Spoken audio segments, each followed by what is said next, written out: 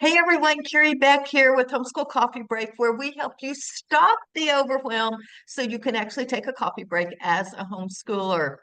Today, you are in for a treat. My very good friend Jan Burt, I have relied on her so much, especially the past few years, just since we've gotten to know each other. But she is here, and we're going to talk about the holidays, which can be overwhelming. So, thank you so much for being here, Jan. I appreciate it. Oh, thank you for having me. This is a great subject to discuss as we get ready to get into the busy season. So I'm really glad we're talking about this. Really, I could go off telling y'all my stories because there were times when my kids were at home. I was like, it was Christmas afternoon. I remember crying in the car, on the freeway, in Houston because of all the things. But we're going to sort of back up and just talk about this, especially as a Christian homeschooler. Before we do that, Jan, could you just tell people a little bit about yourself?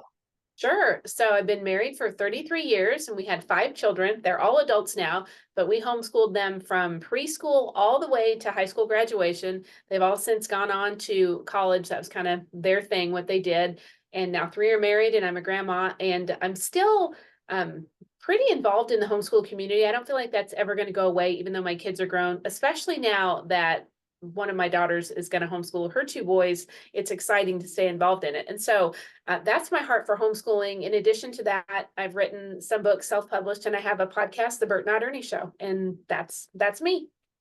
That is awesome. Well, I'm going to tell you right now, Jan is an empty nester. She has experience and she's walked through what a lot of y'all are walking through right now. So take her advice and just know. And the other thing is very biblically based, walking through this as a Christian. And, as we're here in November and December, there is such a temptation. For me, I wanted to do all the things no matter what was going on. I didn't want my kids to miss anything. And to be honest, don't tell anyone. Some of my children are sort of like that right now with my grandkids. So they sort of have to watch all the things. But what would you say to a mom to help her curb that temptation to do all the things? Wow. I would say, first of all, learn from us because, excuse me, we've gone before you and we've learned this the hard way. I feel like it's one thing to learn from your own fumbling around, but when you can learn from somebody else who's been there and done that, I feel like that's really wise. That's good wisdom. So Carrie and I have both kind of I'm gonna agree with Carrie completely. We've both been there, done that, where I have done too many things, all the things. And I think I would say 2 things. First of all, I really want to start with this. When we look at like nature as God created it, as Christians, we know God created the world and God created seasons. The season right now we're talking about moving into the holidays is the winter season where we live, the Northern Hemisphere. It's winter. What do we see happening in nature? Everything is slowing down. Everything is slowing down. We don't do that very well in our homes and our families in the Christmas season. We don't take the cue to slow down, be at home more, relax, rest, have like a time of rejuvenation because next comes spring.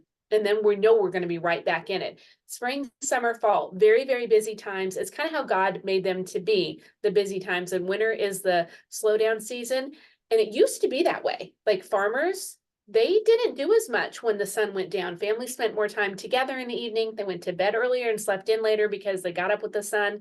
They didn't burn the candles all the time and waste like that precious resource. Literally, they didn't have the lamps running all the time.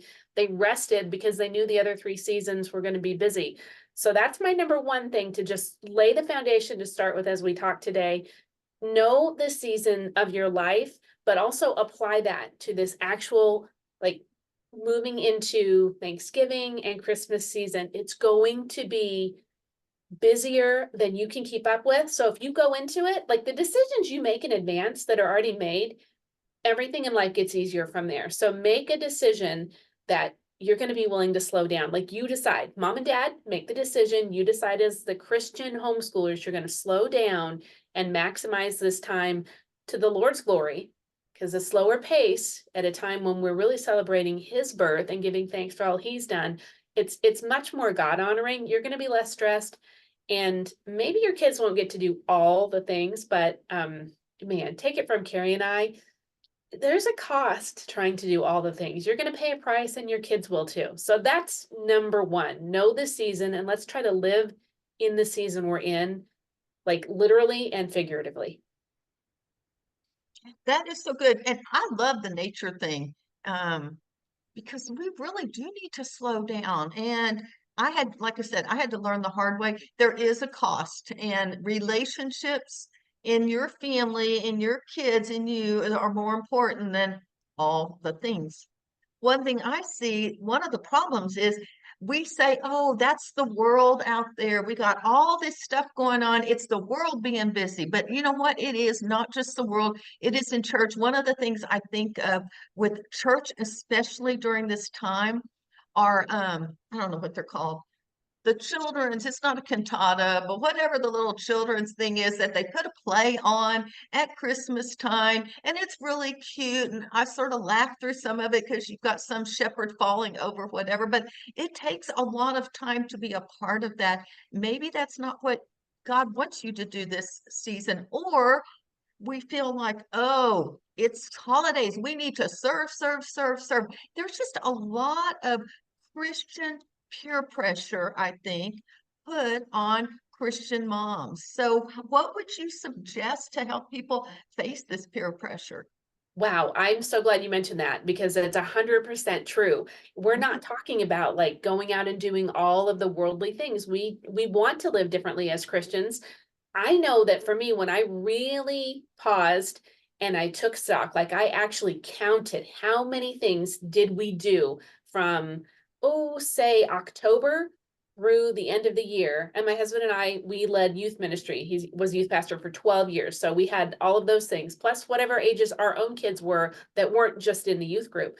When we counted it all up, we did more than 25 extra things just involved in like ministry, church stuff. And that was too much. That was way too much.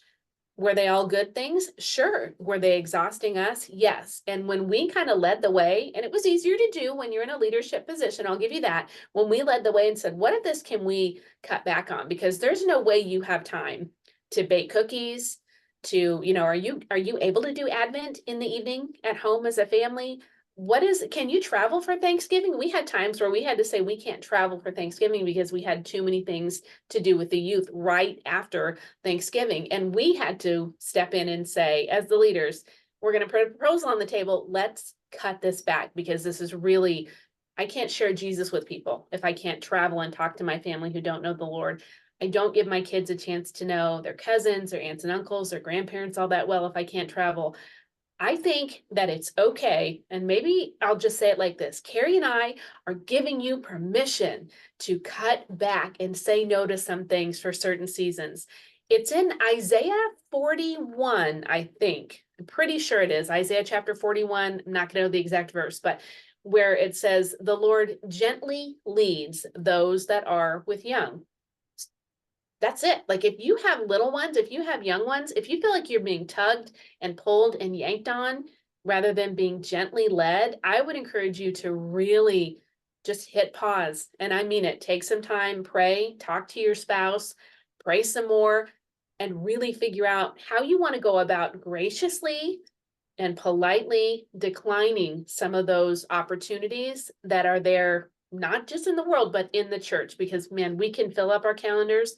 And before you know it, you're doing what Carrie was doing. You're sitting in the car on Christmas crying because you just can't, you can't. And if you can't handle all of this, what makes you think your kids can? How many of their temper fits and, maybe we think it's about they had too much sugar and they stayed up too late watching that Christmas movie and they just want more toys for Christmas and they're misbehaving. Maybe they're overwhelmed because we get overwhelmed. We know our kids get overstimulated. We get overstimulated too. You may not know it. If you're like me, I would not have known how overstimulated I was till I was sitting in the car crying. I mean, that's a real world story. I've done that too, Carrie. So that would be my first bit of advice would be, remember what Isaiah says, the Lord gently leads those that are with young. If you feel like you're being jerked and pulled and pushed and prodded, that's not being gently led. And so you can know that's not God's will for you when you have young children. And by young, I think you can say anything under like 12 is young. I would say. That is so good. I like that verse. We'll have that verse written in the show notes. So if y'all need to look it up or whatever, we'll have that for you, exactly the reference as well. And kids do get overwhelmed. They may not have had sugar. They may not have done any of this, but let's be honest too. I know that if I were stressed out, it stressed out my children because I was modeling. I'm overwhelmed, so they're just going to copy everything that I did. And I will say the crying experience on the Loop or whatever Beltway in Houston, Texas, that was the year it ended. And our kids were older. It wasn't like they were 2 and 3. This had been going on till the oldest was 7 or 8. And I mean, we had to completely rethink what was going on. And one of the things, and this another sort of a lie from the enemy. Well, okay, I'm not going to do every single thing there is at church. So what I'll do is I'll fill every spare moment that I have with my kids because you know what? I took a break all of December. I did not do your formal, that was just me. Not everyone does that. But it's really easy to then fill all of December with all the holiday things. So is that something that's wise, or what do you have to say about that, Jan? I don't think it's wise. I think that slowdown is so important. It feels like sometimes for homeschoolers, maybe in a different way than non-homeschoolers. And we're talking to homeschoolers, so I'm just going to say it like it was for me for 25 years. It can feel really a little bit weird to slow down because you're so used to, I have to get this kid to ice skating and then I have to teach math and then we're doing spelling in the car and then, and then I've got to figure out dinner and then I have to go finish writing the youth lesson and then I have to da-da-da-da. So you get to this slow down season and it feels weird. At least it did for me. And the temptation is just to cram it full of things. Not wise. I had that happen a few times. You don't want to overfill it. You don't want to like pare back, get that time of rest.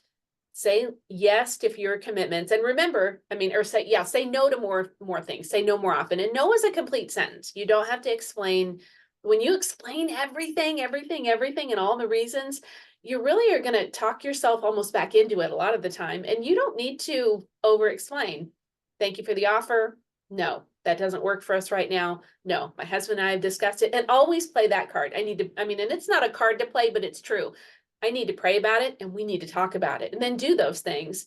Usually you already kind of know, like, this isn't going to work for us. So don't just fill it up with all the things, like guard that time. If you need to like block it out on your calendar or on like your family calendar app on your phone, your devices, block out big hunks of time. And that's just maybe not, it's scheduled, but not scheduled. Nothing is actually happening in there other than you're enjoying each other for the holiday season. You don't want to get to crying on the Beltway. Or I remember one time at Christmas, I literally thought that it was such a chaotic morning. This is when I ran children's ministry and my husband had a military thing and the Christmas play was the same morning as the military thing in the afternoon. And I'd forgotten to bring the flowers to thank the director of the children's ministry play, ran to get more flowers. I thought in my mind that was a green light. I drove right through a red light and could have like killed my whole van full of kids or hurt somebody else. It didn't even hit me how stressed I was until I did that. And I realized this is too much. This is too much. You don't want to be driving red lights thinking they're green because you're in such a panic, thinking of the next 10 things you have to do, knowing you're already forgetting half of them. It's a horrible stressed out feeling and it's not God's will for us. It's definitely not. And do you think anybody remembers the details of what kind of flowers I gave to the director that day? No, absolutely not. But would they have remembered if I had hit somebody, me driving through a red light? That would be horrible. That would be life altering. So just make the choice and don't let yourself get to that build up to overflowing point. It's not worth it. That is so good. There are a few things that you said. The first thing I thought of was, I don't know that you said this, but don't compare yourself to everyone else. If they want to do all the things, let them do all the things. But you need to take a step back, play the husband card, because that was a real easy one for me, because to be perfectly honest, it was me that wanted to do all the things, not him. He wanted to be home with our family. And seriously, after the crying incident in Houston, we really completely changed our whole perspective because he wanted to just come home from work and enjoy our family and focus on Jesus. And when we were so busy, I was just like busy. And I will say, just for me, so if I wanted to really do something, I would do it at 9 o'clock in the morning, and we still had the rest of the day to take it. And I want to share one last thing, and then we'll move on. A sermon I heard a few weeks ago was a change in pace plus a change in place. So we're changing our pace, we're slowing down, we're getting rid of all the extra stuff. And then a change in place that may be like go somewhere, go to the park or whatever, or it may just be go in the backyard or whatever. A change in pace, a change in place moves you into a change of perspective. I really think that pace thing is so important. When we change our pace, it can change our perspective. For 4 weeks, that has just really sat with me, and I've just really thought through that. So I'm just throwing that out to all of you people if y'all want to say something. So, um, how do you think we should do we've got things that are outside the home. How do we handle all of that during a planned break? Ooh, that's a tough one. That is a tough one. Because it's really easy to feel like I have to do this because whatever, it's a tradition. Maybe it's a tradition that needs to be changed. Maybe, where can you keep it to the minimum amount of time outside the home for those activities? And that means you don't have to show up 15 minutes early. Maybe you don't have to bake something fresh to take to caroling. Maybe you just pick something up at the store, arrive right on time, you participate in the activity, and then leave. How often do our kids get frustrated because we've added 20, 30, 40 or more minutes standing around chatting afterward? How often would we get frustrated if that were the scenario for us? Like those, keep the nights not so late, like keep a tight timeline and treat it like an appointment, because my kids, looking back, the things that they remember that we did at Christmas time, the things that stand out to them that meant the most were none of those things. They were not those things. If it had to do with, like, some of my kids figure skated, and so they'd have a Christmas show, they don't remember the people they even really skated with. They remember mom and dad being there to watch them skate, grandma coming to watch them skate. So what's the common denominator here? Like the family unit, they remember what we did each night for Advent. We always did that. We made that happen no matter what. They remember that. That has nothing to do with the external circumstances. So I love what you said about do it early in the morning if you can, because we would also take pretty much all of December. I would shift it a little bit because of when we had some kids in college, moving them across the country to college, we needed to have a little more bandwidth in January. So about 4 weeks, but a little past Christmas time. I'm telling you, if you can do that stuff in the morning, like you said, do it. Guard those evenings as much as possible. There's going to be stuff you're going to have to do. Just say no to as much as you can, guard that time, and then keep a super tight timeline. We have to do this, but we're going to be in and out. If it's practice for a Christmas show for the kids, we're in right on time and we're out right on time. And just don't worry about if other people think you should be getting there earlier or doing more. That is comparison. It's maybe not comparison of like you have an Instagram perfect home, but it's a different kind of comparison. It's a comparison of like, I'm not doing enough. Are they judging me? Are they disappointed in me? Peer pressure among Christians is a very, very real thing. And I don't think it's going to get any better until we, say the quiet part out loud. It's a real thing.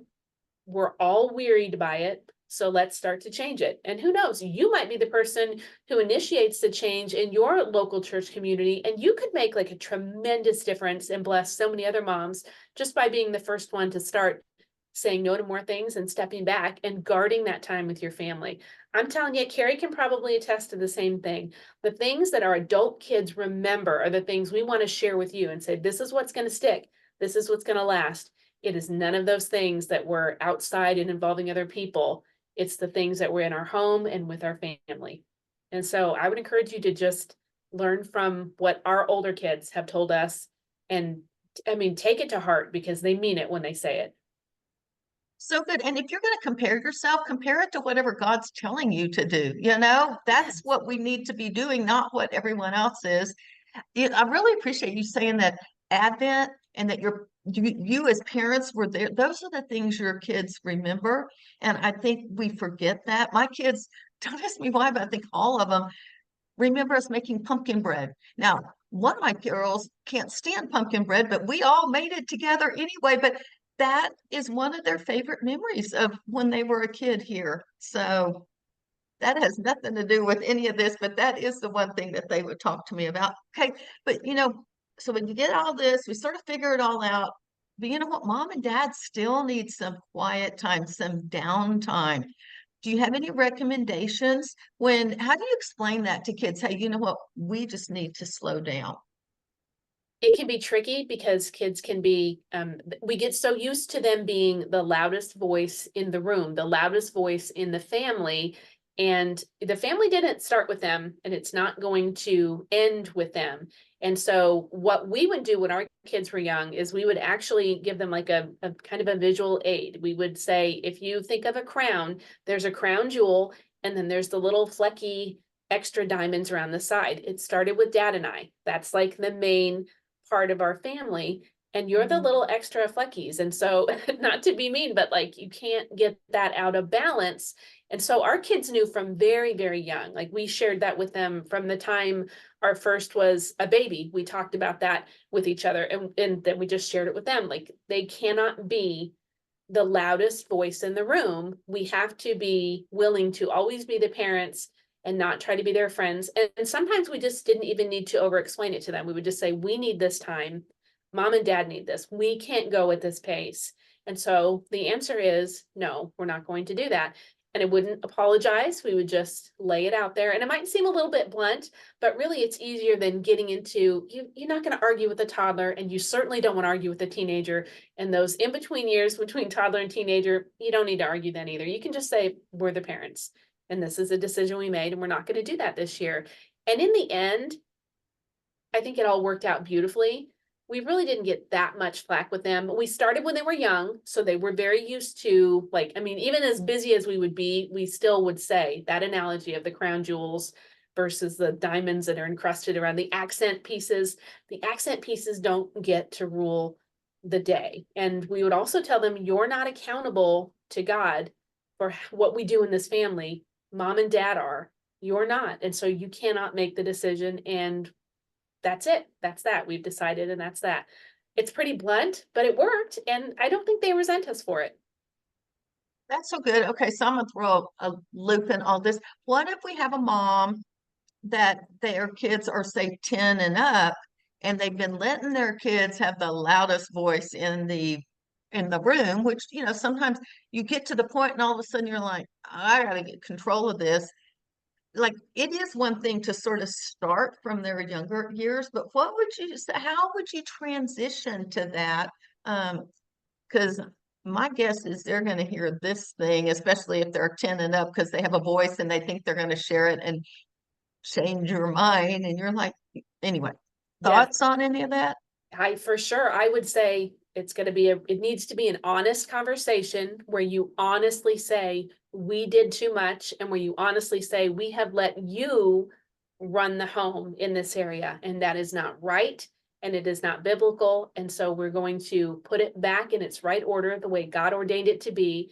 And you can take that conversation as far as you need to, even explaining it gets uncomfortable for children. They get used to it, but it is ultimately uncomfortable. It doesn't feel safe. There aren't the guidelines and the bumpers and the boundaries that make you feel safe when the child is calling too many of the shots. Carry that conversation as far as you need to. Be willing to say, we really haven't done this right. We made a mistake. We got here a little bit at a time, like the frog in the boiling water, right? It's not, you don't throw the frog into the boiling water. You get there a little at a time, but be willing to just admit, we shouldn't have done it this way. Now we see it. That is kind of what our approach would be with different things with our kids, especially when they got into the teen years. We would say, well, we didn't see it clearly then, now we do. So as soon as we have seen it clearly, we're coming to you to say, we have to make this change. And always going back to the truth, the reality that we're accountable to God. And so now that we know better, do better, right? Now that we know more, now that the Lord has kind of put on our hearts, don't do this, we're not going to do it anymore. And so you don't have this same loud voice in this area anymore. It's going to be different for the child and different for the parent. You can talk about that too, and maybe have like an open door where they can come and share like their feelings, or something we would do, because with 5 kids, you can imagine they didn't always want to come and share their feelings, and because another kid might be around. So we had a box that had a lid on it that was in mom and dad's room, and there was a pencil and paper there, and they could write down anything that they wanted to talk about, an issue with mom and dad that they felt they needed to, like, this would fall into that category if they got frustrated. I don't understand. I've always been able to push for this and get what I wanted, and now I can't have it. Write down how you feel about it, put it in that box, and then we'll talk about it at a time when you don't have to talk about it with everybody else around, all your other siblings. That might be an option too, to keep from. And maybe sometimes a back and forth, or even a journal. We did this. We had a journal that would go back and forth with one of our daughters. She would write her feelings, and then the next night we would have written it, and it would be back in her room. And then she would get more emotional. She would cry more easily, even though she didn't want to cry. She just cried when she would share her feelings. And so that notebook took care of, there wasn't the crying, and also there isn't the arguing, because you're not in the heat of the moment. I can read what my child wrote. I'm not going to react too strongly, because I have time to cool down. If I need to, pray about it, which I always needed to as a parent, and then write the response that honors God and also isn't just an angry reaction. So that would be, I would say, just some, hopefully a little bit of tangible hands-on tips for how to take that back when they're used to being the loudest voice in the room. And that's really good. I love the box idea and this journal idea. Depending on the kids, you just kind of pull them out of the emotion, and me out of the emotion, one or the other, or both of us, all of us. Because that's one thing. It's like, if you're going to talk about it, wait till everyone's cooled down. Otherwise, you're not really having a conversation. I love those ideas. That's great. So, all right, if people want to get to know you or reach out to you, how could they reach out to you, and what kind of resources might you have to help them? Sure. Well, the easiest way to reach out to me is my website. It's just my name, Jan, middle initial L, then Burt, janlburt.com. And on there there's actually a little pop-up. It looks like a chat bubble that pops up. So if you ever want to just send me a message through that, that's the quickest way. And then I can get it and respond. It could be a prayer request. And I do pray for every prayer request that I receive, not just once. I write it down and I cycle back through and keep praying, or just any question about anything you might have. My website really is the best place. And there's a freebie on there of God's promises in Isaiah that you can grab. And if you grab that, I will add you to my email list, and I don't over email, but I do try to find things that are links to my podcast and then things for homeschoolers. I'm always about encouraging homeschoolers. And then I have a TikTok channel actually that I will put that link right on my website to make it easy, that is really geared at homeschoolers, and it is growing. And the most feedback I get, more than if I'm sharing, here's a tip or here's a trick or here's something about curriculum, it's just when I simply encourage them and remind them that they're doing a good job. And so if you would like encouragement, I will have that on my website, and you can click on that if you happen to be on TikTok and follow me and get some just encouragement, because who doesn't need encouragement? I think we all do. That is so good. And wherever y'all are watching this or listening to this, look in the show notes, and we will have all of these links below, as well as the title of this free gift from her about God's promises. So, Jan, I appreciate you just carving time out of today. Before we leave, is there anything that you would like to close us with?